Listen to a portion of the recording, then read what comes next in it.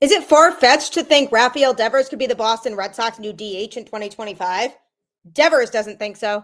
More on today's Locked On Red Sox.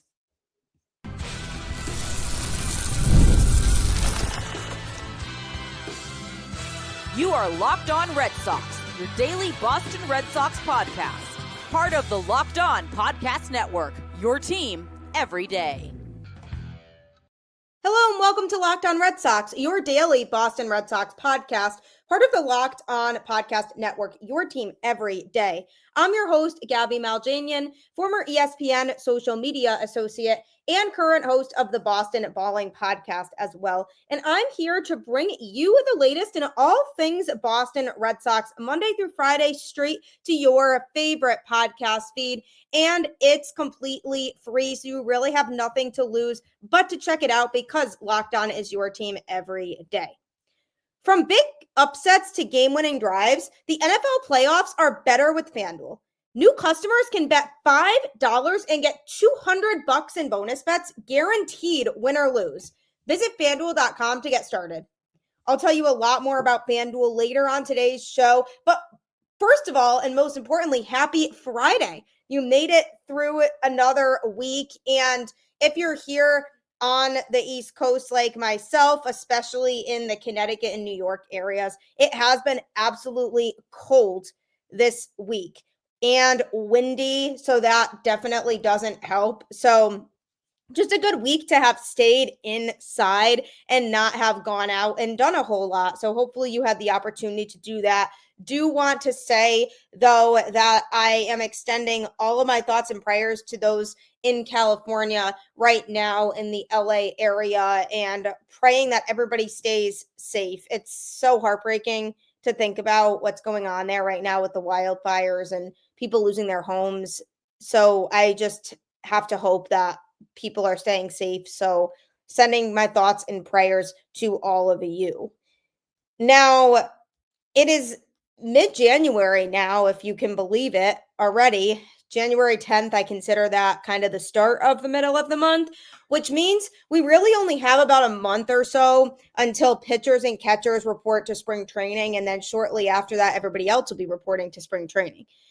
And there has been a big question surrounding what the Red Sox roster is going to look like and who's going to be playing where. And there's been some speculation about Rafael Devers and a possible position switch. So I'm going to be discussing that on today's show, as well as Trevor Story holding his second annual infield camp. I'm going to be talking a little bit about that and yesterday's arbitration deadline for players to come to an agreement with the Boston Red Sox. So Rafael Devers has been the Red Sox third baseman. And Craig Breslow has come out and said that exact thing multiple times over and over again, that Devers is our third baseman, and he won't really say anything else about the topic. So for a lot of people, that was kind of the end of that conversation about whether Devers could potentially be moving positions in 2025, because Breslow seemed to shut that down altogether. And a lot of the reason why people were talking about Devers potentially switching positions is because of the rumor about the Red Sox targeting superstar Alex Bregman to be that right-handed slugger that they've been craving. But he also plays third base, which is currently being occupied by Devers, who had no plan on moving, or so we thought. But it seems like he may be actually hinting at moving to DH to give Bregman his spot.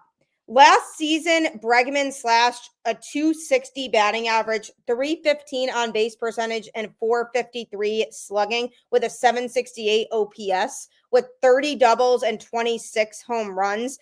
Pairing him with Devers, who hit .272 for a batting average to go along with a .354 on base percentage, .516 slugging, and .871 OPS with 34 doubles and 28 homers, would make the Red Sox a really scary 1-2 punch in that batting order. And by 1-2 punch, I don't mean literally they'd be batting first and second, because you would still have Duran there as the leadoff hitter. They would likely bat second and third, or potentially third and fourth, but most likely second and third.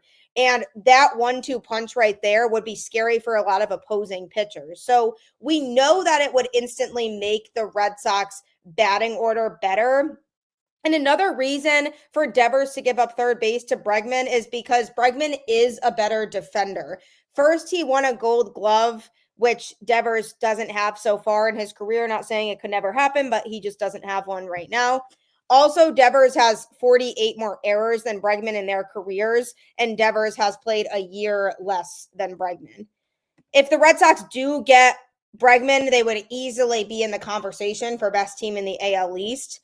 But indicative of what was said by the Red Sox front office, there has been some conflicting reports about Bregman, and the front office is not fully on the same page about getting him or not, which is why most likely a deal hasn't been made yet, because they are mixed on the idea of getting him. But also, if they were to get him, they don't necessarily need to move Devers off third, because they could have Bregman play second base since they haven't established who their starting second baseman is going to be. But Rafael Devers took to social media to kind of indicate that he may be okay with moving to DH, because he liked a clip that was posted that basically said that Bregman should be the Red Sox third baseman and Devers should be the DH. So by Devers liking this clip, that sends a message like, I'd be okay with that. Like, I'd be okay with moving to DH so that you could bring in a guy in Alex Bregman who could help enhance our infield defense and be a guy that can help us win some baseball games. So in my head, I'm saying we shouldn't be reading too much into the social media activity. But at the same time, that's a pretty big hint that, hey, I'm okay with this. And bringing in Bregman would help make our lineup a lot stronger. And having him here would allow for our defense to grow and for me to only focus on hitting. Now, again, as great as all of this sounds and appears on paper, the idea of Bregman coming to Boston, there are a lot of moving parts that would come with that. And I discussed this a little bit on yesterday's show when I was talking about the potential of Nolan Arenado being traded to Boston. One of those big moving parts is the idea that the Red Sox still have Yoshida as the DH. What exactly would they do with Yoshida if Bregman does come here? Because if Bregman comes here and they decide they want to play him at his natural position, which is third base, then they're going to have to move Devers to DH. Then there's not really a spot for Yoshida to play because he's not a good defender. So they've already decided that they don't really want to play him in the outfield. So then they're basically paying him for literally nothing. In which case, then they'd be forced to try to find a trade partner for him so that they don't have to take on the rest of his salary and have him kind of take up space unnecessarily on the Red Sox roster. And then they've backed themselves up into a bigger hole because teams won't be willing to give as much a return at that point to Boston because they know that the Red Sox are desperate and just want to get rid of Yoshida. So it would decrease the likelihood of them getting a decent return. If they do think that they want to sign Bregman and they want to go hard at somebody like him, they have to take care of the Yoshida situation first, in my mind, and look for a trade partner for him now so that they can get him off of the roster and then get Devers set to start playing DH. On the flip side of that, though, there's a way they could do this without getting Yoshida off the team. And that is to sign Bregman and have him play second base, keep Devers at third, and then keep Yoshida at DH, which is very possible. And I think what the more likely scenario would be if the Red Sox were to bring in Bregman, because it didn't really seem like Breslow was set on the idea of even entertaining moving Devers to DH. So I feel like knowing that, they would be more likely to opt for the latter, which is having him play second base if they were to bring Bregman here, and then keep Yoshida in that DH role and hope that his offensive numbers can stay consistent. Now, again, obviously also Nolan Arenado fits into this because if the Red Sox want to trade for him, then they're in another scenario of saying, do we move Devers to DH? So either way, whatever direction they're leaning, if they do want to bring in a guy like that, either an Alex Bregman or Nolan Arenado, they're going to have to face that question of what do we do with Rafael Devers. And it had been said a while back that Devers wasn't okay with moving to DH. He really wants to play third, and he's been working hard to improve his defense at third base, which we already did see some improvement from him defensively in 2024 compared to what we had seen from him in past seasons. But his agent and a couple other people in the Red Sox organization have said that he is committed to playing third and isn't really happy about the idea of moving, but he could be changing his tune because for the betterment of the team, he might be saying it's better for me to move to DH to allow space for them to bring in that right-handed power bat that they've been craving. So we'll have to see how it all plays out, but the idea that Devers might be open to it is a sign that there could be some things happening behind the scenes with the Red Sox picking up steam on acquiring one of those guys, and I would not be surprised if it comes out at some point that Devers and the Red Sox are more open to him moving to a full-time designated hitter. But again, like I said, lots has to be figured out when it comes to that, if that were to be the scenario, including the second base situation. And another option for the Red Sox second baseman has been putting in the work this offseason. Will he be in that role come opening day? That is all coming up next. I love going to live events, whether it's sports, music, theater, or comedy. One of my favorite memories was attending a concert last year. The energy and excitement were unforgettable. Now, Game Time has made it even easier to get tickets for your favorite events with their new feature, Game Time Picks. This feature filters out the fluff to show you only incredible deals on great seats, so you don't have to waste time searching through thousands of tickets. Recently, I was looking for tickets to an upcoming game using the Game Time app. With Game Time Picks, I found amazing deals and could even see the view from my seat before buying. The super deal was particularly impressive, offering great seats at unbeatable prices. Plus, the app's all-in pricing shows the total cost up front with no surprise fees at checkout. Take the guesswork out of buying tickets with Game Time. Download the Game Time app, create an account, and use code LOCKEDONMLB for $20 off your first purchase. Terms apply. Again, create an account and redeem code LOCKEDONMLB for $20 off. Download Game Time today. What time is it? Game Time.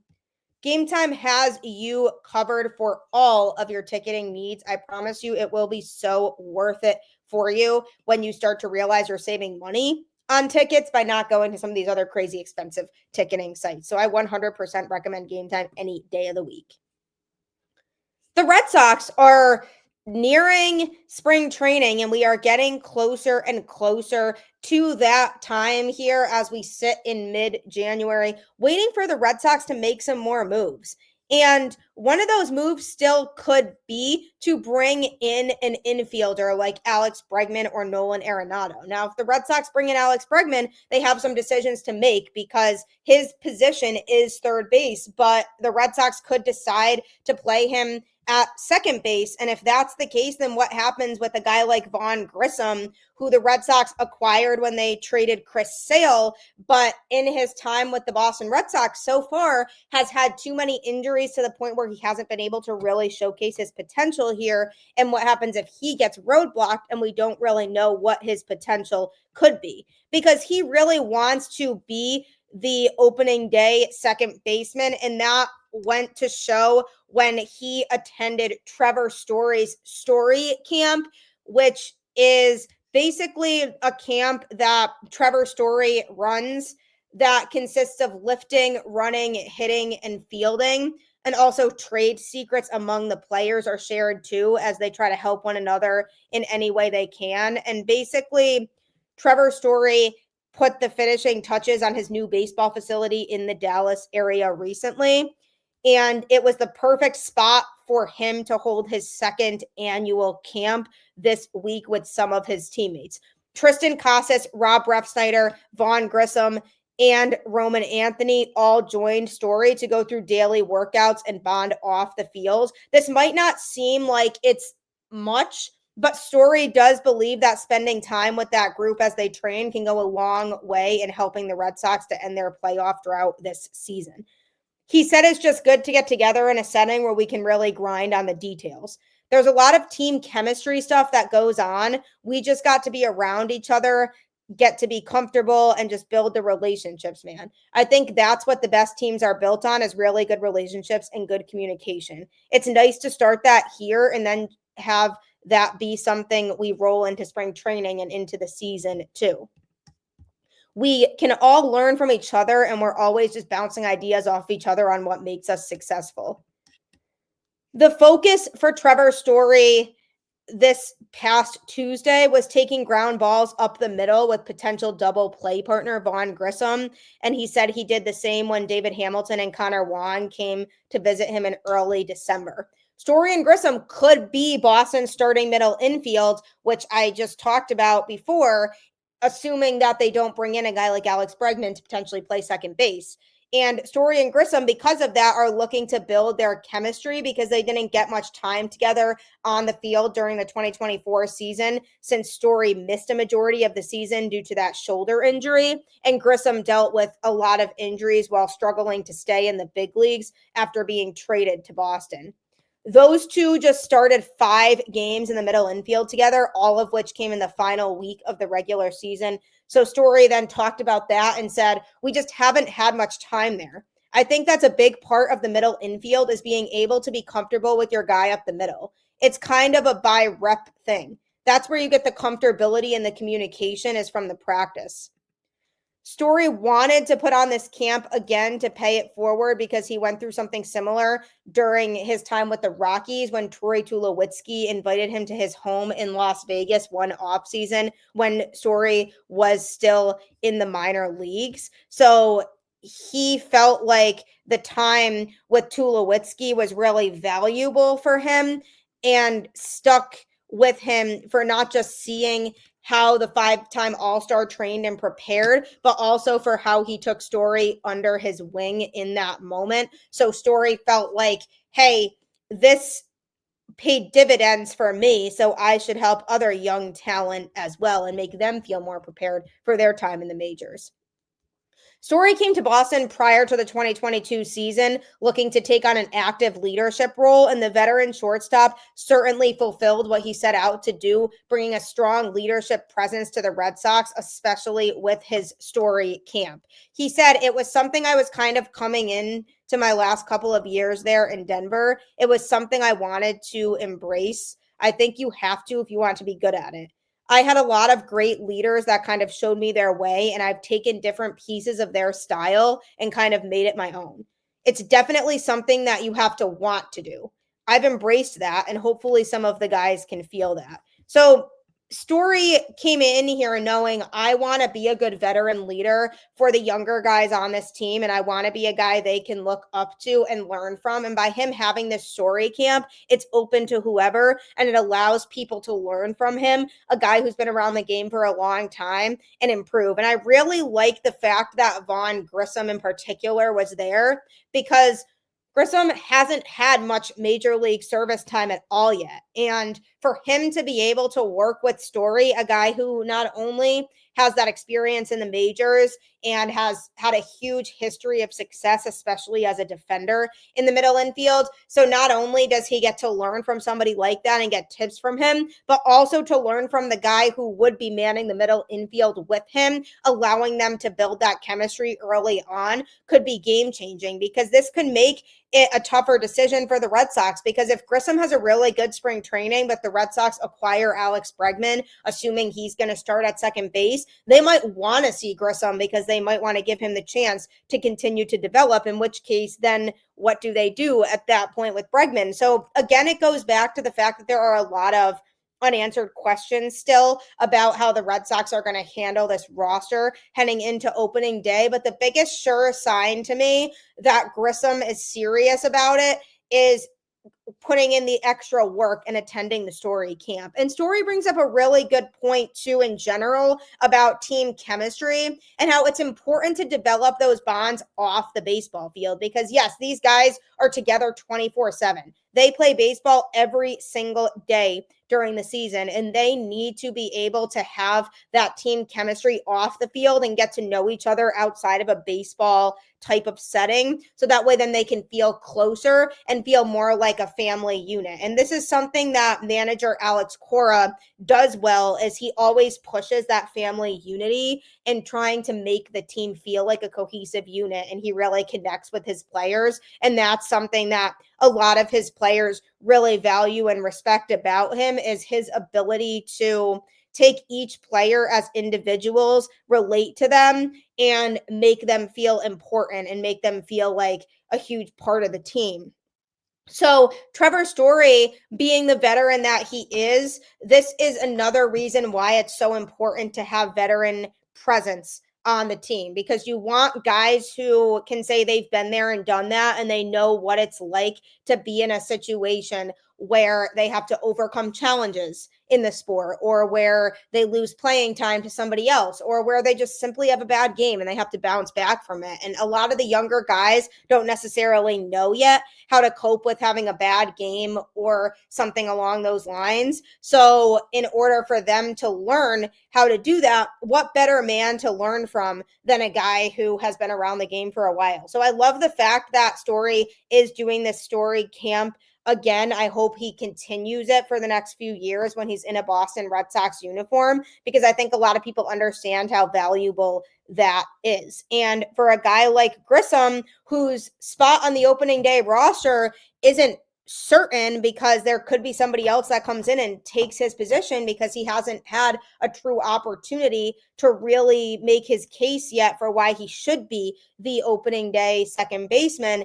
This is massive for him. It's a good look for not only him showing that he's committed to wanting to work hard and get back out there and be the opening day starter at second base, but it's also a good look on the Red Sox organization for saying, hey, we traded for a guy who has the work ethic to want to improve and want to play better and be the guy who, if he's healthy, can have a big season for us in our lineup. Because you have to remember, there was a ton of upside with Grissom when the Red Sox traded for him. He was one of the best prospects in the Braves system. They really did not want to part ways with him, but they knew in order to get Chris Sale, he was the type of prospect they would have had to let go of. And at the time, the Red Sox definitely saw him as a guy who could play second base long term for this Boston Red Sox team. So by him putting in the extra work, it's a good call on the organization to be able to say, hey, we at least traded for a guy who's 100% committed to getting himself to the level of being able to be that guy for us in 2025, who's going out there and is able to be consistent. So I'm sure he's learning a lot from Story, and I love the idea of that. And I love the concept of him being able to at least make his case for being the opening day second baseman. So that's something to definitely look forward to with this Red Sox team. And coming up, the arbitration deadline was yesterday. The Red Sox did make some deals with some players to avoid arbitration, so I'm going to be going over that next. From big upsets to game-winning drives, the NFL playoffs are better with FanDuel. Because right now, new customers can bet $5 and get $200 in bonus bets. Guaranteed. That's $200 in bonus bets, win or lose. The FanDuel app gives you everything you need for live bets, same-game parlays, and so much more. I love the idea of being able to bet on a lot of different sports. For example, like you can bet on the Celtics to cover a minus 8.5 point spread, or you can bet on Jason Tatum to score at least 30 points in the game. So there's lots of different variations that you can bet on and so many different sports. Just visit FanDuel.com to join today and get started with $200 in bonus bets. That's FanDuel.com. Make this playoff season unforgettable with FanDuel, an official sportsbook partner of the NFL. The biggest thing I love about FanDuel is the ability to make so much money with it. So I promise you, if you get yourself involved, you will not be disappointed in what FanDuel has to offer. So make sure that you head to the app today and get started. Yesterday, January 9th, was the arbitration deadline for Major League Baseball teams to work out deals with players for the next season to avoid arbitration. So, what is salary arbitration if you are unfamiliar? Basically, what it means is that players who have 3 or more years of Major League service time, but less than 6 years of service, become eligible for salary arbitration if they do not already have a contract for the next season. Players who have less than 3 but more than 2 years of service time can also become arbitration eligible if they meet certain criteria. So essentially what happens is players and clubs negotiate over salaries primarily based on comparable players who have signed contracts in recent seasons. A player's salary can indeed be reduced in arbitration, with 20% being the maximum amount by which a salary can be cut. So if the club and player agree to a deal for the next season, then great, then they don't go through arbitration and that player gets paid that amount for the next season. But that doesn't mean a extension can't be worked out. Even if they are able to come to terms on something for the next season with a player, they can still have those talks about an extension. And if an extension gets worked out, then obviously their contract becomes bigger at that point, and then it becomes irrelevant that they were able to just work out a contract for the next season. So they still have the right to be able to do that, but that doesn't necessarily mean they always will work out an extension with a player. So if the club and player have not agreed on a salary by the deadline, which in this case was yesterday, the club and player must exchange salary figures for the upcoming season. And then after those figures are exchanged, a hearing is scheduled, which typically happens in February. And if no 1 year or multi-year settlement can be reached by the hearing date, then the case is brought before a panel of arbitrators. And after hearing arguments from both sides, the panel selects either the salary figure of the player or the club, but not one in between. They have to choose one or the other, and that will be the player's salary for the upcoming season. The week prior to the exchange of arbitration figures is when the vast majority of the arbitration cases are avoided, either by agreeing to a 1 or multi-year contract. Multi-year deals in these instances serve as a means to avoid arbitration for each season that is covered under the new contract. Once a player does become eligible for salary arbitration, he is eligible each offseason, assuming he has tendered a contract until he reaches 6 years of Major League service. And then at that point, the player becomes eligible for free agency. So basically, once they've hit 6 years, if they don't have a salary for the next season, then they don't have to go through this process of arbitration with the team that they're a part of. They would just become a free agent. So the Red Sox had a few players that they had to work out these arbitration deals with. One of those players was Tanner Houck. He and the Red Sox agreed to a $3.95 million salary for the 2025 season. He was projected to get $4.5 million, so they actually worked out something with him that was lower. Garrett Crochet was projected to get $2.9 million, and he got $3.8 million. And Kutter Crawford was projected to get $3.5 million, and he got $3.75 million. So what this means is that those numbers that I said, like Tanner Houck getting $3.95 million, that means that is what he will be paid for the upcoming season. And they can still work out an extension with him if they want to. For example, in Garrett Crochet's case, they are making it a priority to work out an extension with him, in which case they can still have those conversations now, but he will be making that $3.8 million. And it's good that the Red Sox came out paying him a little bit more than what he was projected to make, because this allows them to have those conversations about an extension and for him to feel a little bit more confident that they would be willing to pay him what it would take for him to stay in Boston, because it's the idea of, oh, we are giving him a little bit more of a salary for next year than what he might have expected. So it says that precedent of, oh, maybe they are willing to go a little bit over for the right kind of player. So they worked out those deals with those players at the time of this recording. And the whole thing with this concept is that you want to make sure that players are getting the money that they earned and that they deserve.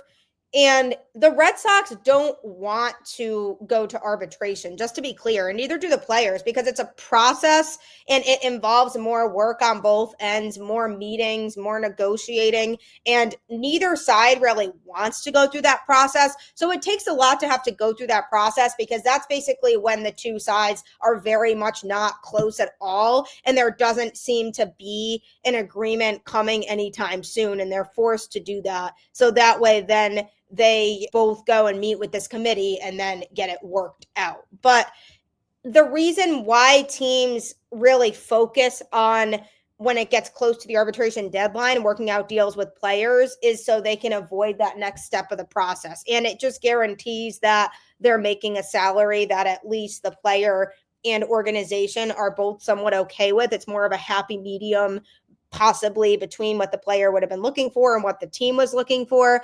But in Tanner Houck's case, for example, he will be eligible for arbitration until he becomes a free agent, in which case then the process would be the same every year until that point. So it's just a matter of making sure that the player and the team are working out that 1-year deal for the player until the point where they do reach free agency. That's really all it is. Not much to overthink, but the Red Sox were able to avoid arbitration with those players. So we'll have to see what happens with extensions. Hopefully they are able to work out deals with guys like Garrett Crochet to keep him around long term. I'm definitely looking forward to seeing them try to work out something like that moving forward. But I do appreciate you tuning in to Locked On Red Sox and always making it your first listen of the day. Be sure to tune in to Locked On MLB next on YouTube or wherever you get your podcasts, as host Paul Sullivan, aka Sully, is here to keep you up to date on the latest in Major League Baseball. So if you want to know what's going on around the whole league,